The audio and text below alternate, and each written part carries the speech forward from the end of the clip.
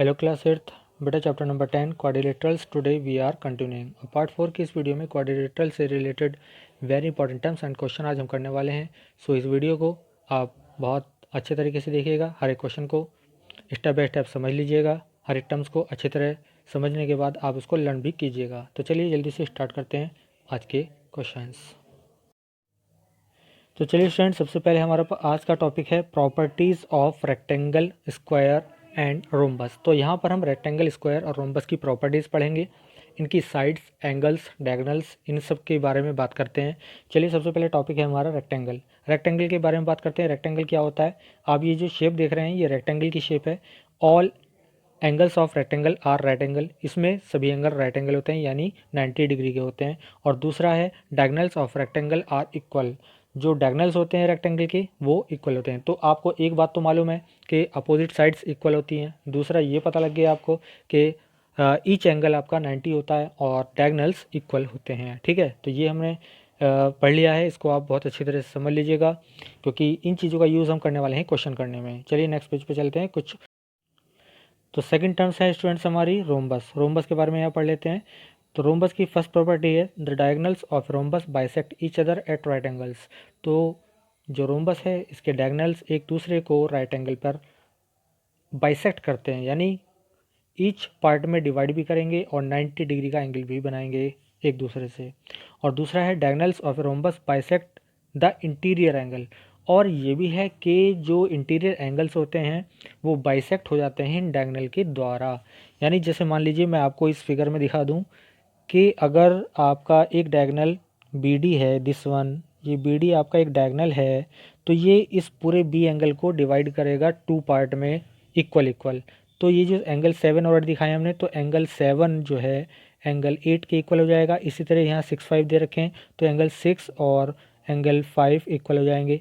और अगर हम दूसरा डायगोनल लें, AC डायगोनल लें, ठीक है, अगर हम AC डायगोनल लेते हैं तो ये हमारे एंगल 3 और एंगल 4 इक्वल हो जाएंगे और एंगल 1 और एंगल 2 इक्वल हो जाएंगे। तो ये दोनों दोनों एंगल इक्वल हो जाते हैं। ठीक है, चलिए अब नेक्स्ट चलते हैं नेक्स्ट टर्म की ओर, नेक्स्ट पेज पर। Now comes on the square. Square में क्या होता है आप जानते हैं, ऑल साइड इक्वल होती हैं। ठीक है, all the sides of a square are equal, all side equal होती हैं। सेकंड है the diagonals of square are equal, जो स्क्वायर के डायगोनल होते हैं वो इक्वल होते हैं। Bisect each other at right angle, और ये भी राइट एंगल पर बाइसेक्ट करते हैं। थर्ड है इसका the angle which a diagonal makes with a side is equal to 45। और जो ये एंगल डायगोनल्स हैं ये भी जैसे रोम्बस डिवाइड करता था एंगल्स को, बाइसेक्ट करता था, उसी तरह यहाँ पर बाइसेक्ट करेगा। और यहाँ पे 90 के एंगल होते थे इसलिए 45 हो जाएंगे। ठीक है, तो ये चीज़ हो गई है। तो यहाँ पर एक समरी दी गई है आपको पैराग्राम, रेक्टेंगल, स्क्वायर और रोम्बस के बारे में। अपोजिट साइड पैरेलल होती हैं, इक्वल होती हैं, एडजेसेंट साइड्स इक्वल होती हैं या पैरेलल होती हैं। जो भी चीज़ यहाँ पर आपको दी गई है सब प्रॉपर्टीज़ दी गई है, इसको आप बेटा पढ़ लीजिएगा बहुत अच्छे तरीके से, ये बहुत काम आने वाली चीज़ है। और पैराग्राम में क्या होता है, रेक्टेंगल में, स्क्वायर में, रोम्बस में कौन सी चीज़ यस कौन सी चीज़ नो होती है, तो ये यहाँ पर आप पढ़ लेंगे और इसको बहुत अच्छी तरह लर्न कर लेंगे। ठीक है, इसको आप नोटबुक में भी राइट करेंगे। चलिए नेक्स्ट पेज पे चलते हैं। तो चलिए स्टूडेंट्स, अब आ जाते हैं हम एक्सरसाइज 10D पर। यहाँ पर हमें क्वेश्चन दिए गए हैं 1 2 3 4 क्वेश्चन मैं आपको बता रहा हूँ, बहुत इजी क्वेश्चन है। अभी जो हमने प्रॉपर्टीज़ पढ़ी हैं उनके बेस कुछ क्वेश्चन हैं, इनको आप याद रखिएगा। और चलिए देखते हैं क्वेश्चन नंबर फर्स्ट को। सबसे पहले इसको मैं थोड़ा जूम कर देता हूँ जिससे आपको अच्छी तरह समझ में आ जाएगा। Find the measure of numbered angle in each rectangle. आपको A B पार्ट दे रखा है ना, इसमें आपको क्या करना है, जो आपको नंबर दे रखे हैं जैसे 1 2 3 4 5 आपको लिख के दे रखे हैं यहाँ पर 1 2 3 4 5, इनके आपको क्या करना है, मेज़र फाइंड आउट करनी है। इसी तरह बी पार्ट में आपको 1 2 3 4 5 की मेज़र आपको फाइंड आउट करनी है। तो चलिए देखते हैं सबसे पहले क्या कर सकते हैं इसमें हम फिगर ए को देखते हैं। ठीक है, चलिए यहाँ पर आपको पता है कि ये रेक्टेंगल है और रेक्टेंगल का हर एक एंगल कितना होता है, 90 का होता है, ये आपको मालूम है। तो आप यहाँ समझ लीजिएगा कि एंगल 5 और 3 आप देख पा रहे हैं, एंगल 5 इक्वल टू एंगल 3, ये आप ध्यान कर लीजिएगा।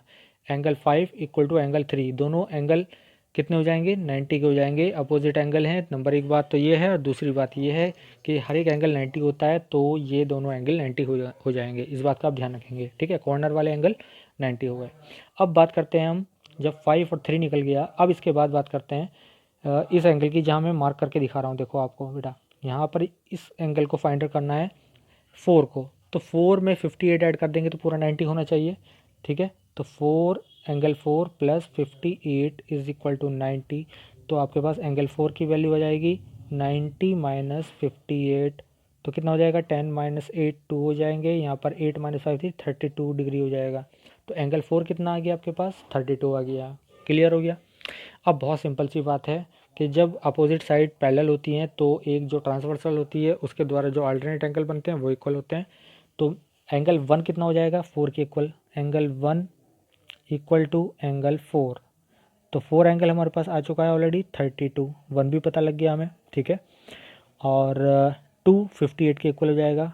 एंगल 2 इक्वल टू 58 हो जाएगा, क्योंकि ये ऑल्टरनेट एंगल हैं, ठीक है बेटा। तो मैंने तीनों एंगल सभी एंगल आपको फाइंड करके बता दिए। एंगल 3 और 5 90 आ गए हैं, ठीक है। 1 4 इक्वल है 32 आ गया है, और 2 58 के इक्वल आ गया है। तो आपको इस तरह से करना है, ठीक है। अभी हम आ जाते हैं यहाँ पर बी क्वेश्चन में, इसका जो बी पार्ट है यहाँ पर देख लेते हैं।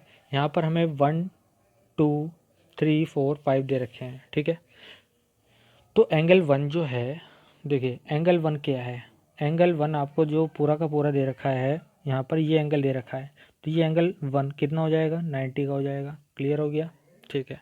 अब ये क्या है, ये एक स्क्वायर है और इसके डायगोनल्स बाइसेक्ट करेंगे, तो आपका जो एंगल 4 हो जाएगा, एंगल 4 कितना हो जाएगा, ये 45 हो जाएगा, हाफ हो जाएगा, ठीक है। इसी तरह एंगल 5 कितना हो जाएगा, ये भी 45 हो जाएगा। एंगल 2 कितना हो जाएगा, है ना, ये भी 45 हो जाएगा।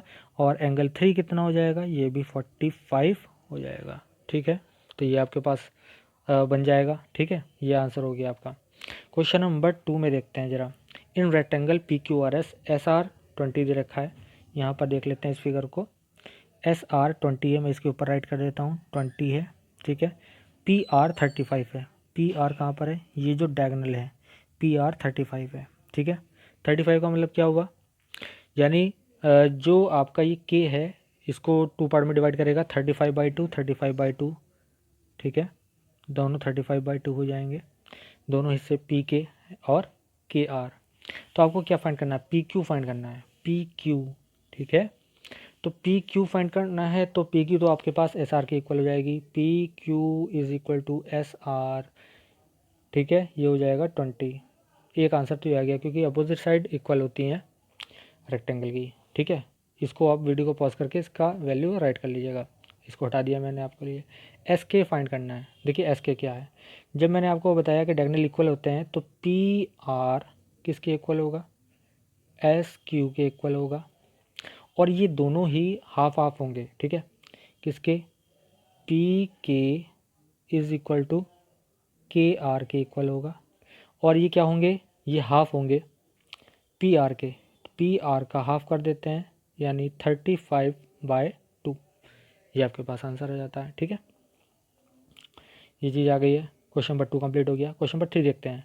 Find the value of each variable in this rectangles, give brief reason. आपको रीज़न भी बताना है क्यों। देखिए क्या है, आप सबसे पहले तो साइड देखिएगा, x is equal to 7, Y is equal to 4, ये पता लग गया आपको। लिख देंगे opposite sides of rectangle, opposite sides of rectangle, ये वैल्यू हमारे पास आ गई है, ठीक है। इस वीडियो को पॉज करके आप इसको राइट कर लीजिएगा। हाफ आंसर हो गया। अब हमें ए बी सी डी की वैल्यू फाइंड करनी है। तो देखो यहाँ पर angle A, angle B, angle C और एंगल डी, ये क्या है, 90 के हो जाएंगे, क्योंकि ये ईच लिखेंगे, each angle of rectangle equal to 90 degree. तो ये आपका पास इसका आंसर हो गया है, ठीक है। इसी तरह से बेटा बी पार्ट में देखेंगे। बी पार्ट में क्या है, 55 और x इक्वल होंगे, x इक्वल टू 55 क्योंकि इसको लिख देंगे अल्टरनेट, ठीक है, ये एंगल अल्टरनेट हो जाएगा। और y कितना हो जाएगा, तो x प्लस वाई की वैल्यू आपके पास 90 होती है, तो y इज इक्वल टू हो जाएगा 90 माइनस 55 यानी कि 45 हो जाएगा, ठीक है, 55। तो ये आपके पास आंसर हो गया है, ठीक है। चलिए सी पार्ट में देखेंगे बेटा, 5y इज इक्वल टू आपके पास 15 है, तो y की वैल्यू हो जाएगी 15 अपॉन 5 यानी कि 3, क्योंकि अब साइड इक्वल होती है तो 5y को 15 के इक्वल लिख दिया, तो y की वैल्यू हमारे पास आ चुकी है। इसी तरह आपको चाहिए 5x दे रखा है, तो 5x का मतलब क्या हुआ, 5x 90 का होगा, ये 5x क्योंकि हर एक एंगल 90 का होना है, तो x इक्वल टू कितना हो जाएगा 90 अपॉन 5, 18 5 जा, तो 18 आ गया आपके पास, तो x की वैल्यू आपके पास आ गई है। इसी तरह से डी पार्ट में देखिएगा बेटा, जब आपको पता है रेक्टेंगल के जो डायगोनल होते हैं बाइसेक्ट करते हैं एक दूसरे को, तो b की वैल्यू आपके पास 7 और a की वैल्यू आपके पास c हो जाती है, लिख देंगे diagonal of rectangle bisect each other, है ना, ईच अदर, तो ये आपके पास आंसर हो जाता है। बस एक और लास्ट क्वेश्चन है आज का, जो यहीं तक हम करने वाले हैं, नेक्स्ट वीडियो में इससे आगे का हम क्वेश्चन कवर करेंगे। क्वेश्चन नंबर 4 है, find the value of each variable in the rhombuses, rhombus दे रखे हैं और रीजन भी आपको देना है। तो सिंपल सी बात है कि यहाँ पर जो ए है, रोम्बस के जो डायगोनल होते हैं बाइसेक्ट करते हैं एक दूसरे को 90 पर, तो यहाँ पर ए की वैल्यू हो जाएगी, ठीक है, ए की वैल्यू कितनी हो जाएगी 90 डिग्री हो जाएगी, क्लियर। और इसके बाद सारी साइड्स इक्वल होती हैं, तो x equal to Y equal to Z equal to 9, all sides equal, ये लिख देंगे आप, क्या लिख देंगे, ऑल साइड्स इक्वल, तो ये 9 आ जाएगी। तो ए पार्ट हो गया हमारा। बी पार्ट में देखिएगा, सारे अपोजिट एंगल्स इक्वल होते हैं, तो यहाँ पर आप देखिएगा कि बी की वैल्यू जो है, बी की वैल्यू 105 हो जाएगी अपोजिट एंगल, ठीक है, अपोजिट एंगल, ठीक है।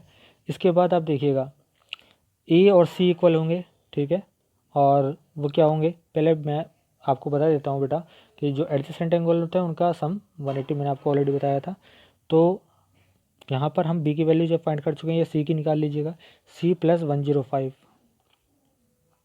सी प्लस 195 की वैल्यू 180 हो जाएगी, तो सी की वैल्यू 180 माइनस 105, ये आ गया 5, 7 का 7 बचेगा, तो सी की वैल्यू हमारे पास कितनी आ गई है, सी की वैल्यू 75, ठीक है। जब सी की वैल्यू 75 आ गई, ए और सी इक्वल हैं, तो A equal to C equal to 75, ये हमारा आंसर हो गया।